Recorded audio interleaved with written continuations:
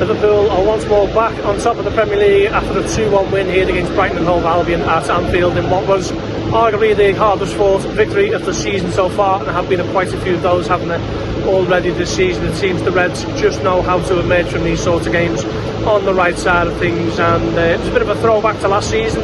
In all actuality, Brighton scored early on and the Reds were full of errors in a disappointing and sloppy and error-strewn first half, but they fought back in the second half. Arne Slot brought on Luis Diaz and Curtis Jones, and that was the catalyst for the game to change. They started to create more and more chances. Mohamed Salah had a really good opportunity, Virgil van Dijk and Alexis McAllister, and it was Cody Gakpo who made it 1-1 with his third goal against Brighton this week. A bit of a floated cross in all actuality to the back post that seemed to evade everyone before it nestled into the corner for 1-1, and then from there you felt that Liverpool were going to go on and get the second goal that their second half efforts really deserved, and it was a stunning goal, a real team effort between Curtis Jones, Luis Diaz and Mohamed Salah, who finished it off in quite stunning style at the top end.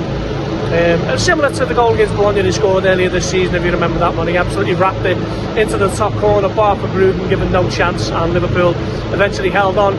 A word for Joe Gomez, who was excellent when he came on for Ibrahima Konate.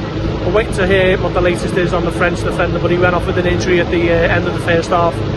Possibly his shoulder or his wrist. He'd look in some discomfort as he come off.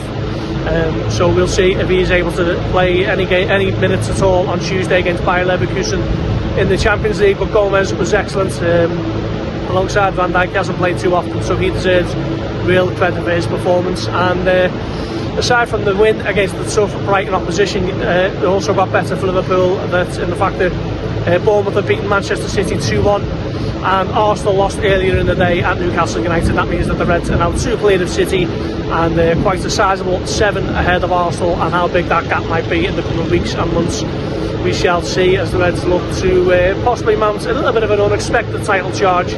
But they are Premier League leaders here as we edge ever closer towards the November international break. Next up for the Reds, it's Leverkusen on Tuesday, as we say, in the Champions League before Aston Villa.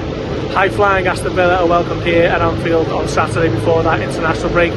Everything seems to be going right on the pitch for Arne Slot at the moment, but the injuries are starting to mount up a little bit. But at the moment the Reds just about know what they're doing to get their noses in front and stay there in these big games, and it has finished here at Anfield in what was one of the second half performances of the season.